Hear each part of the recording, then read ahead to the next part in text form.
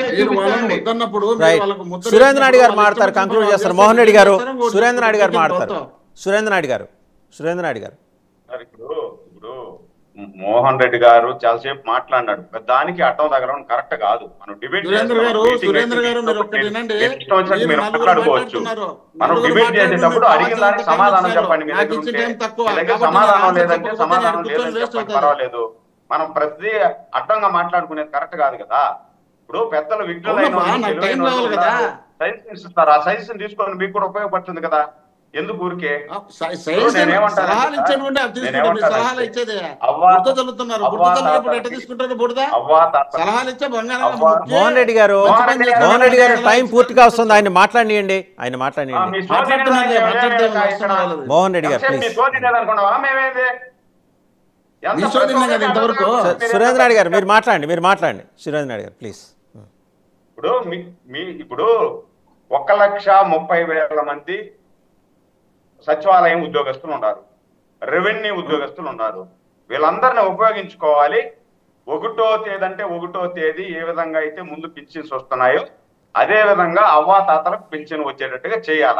కానీ ఆల్టర్నేటివ్ వీళ్ళ దగ్గర వీళ్ళు రాజకీయ నెపంతో ప్రతిపక్షాల మీద బురద చల్లాలని ఏదైతే సిఎస్సి ఆర్డర్ ఇచ్చిందో ఆ ఆర్డర్ని తనకు అనుకూలంగా మలుచుకునేదానికి వీళ్ళ దగ్గర డబ్బులు అయితే లేవండి. గల్లా పెట్టి ఖాళీ అయిపోయింది. తాగే వాళ్ళ దగ్గర కూడా 20 సంవత్సరాలు టోటల్ 3,500 కోట్లు వీళ్ళ దగ్గర మోహన్ రెడ్డి గారు లెట్ హిమ్ కంప్లీట్ అండి ప్లీజ్. మాట్లాడండి, ఆయన టైంలో ఆయన మాట్లాడుతున్నారు, మాట్లాడండి.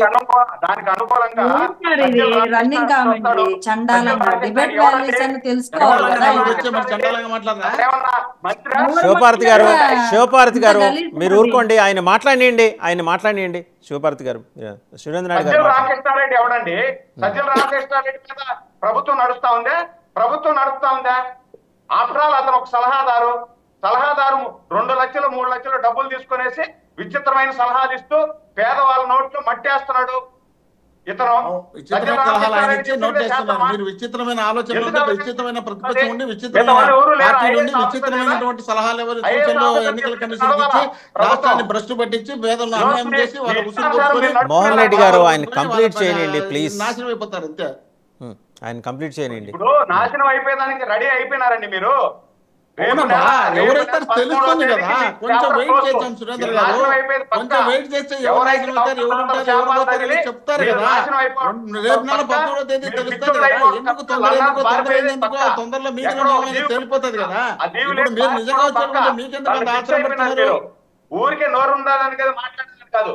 ఎవరు మాట్లాడినా ప్రతి ఒక్కరికి కౌంటర్ వేసేది మీరు.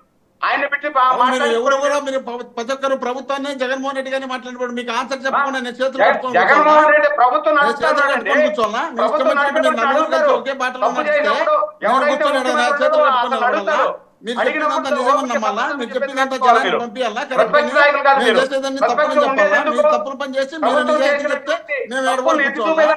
మీరు చేసింది తప్పు, మీరు చేయాల్సింది తప్పు, మంచి పని చేయాల్సింది పోయి తప్పు పని చేసి ప్రభుత్వం మీద నెపం వేసి ప్రభుత్వం మీద దుర్గేసి ప్రభుత్వాన్ని నాయకుడిని విమర్శించాలనే ఉద్దేశం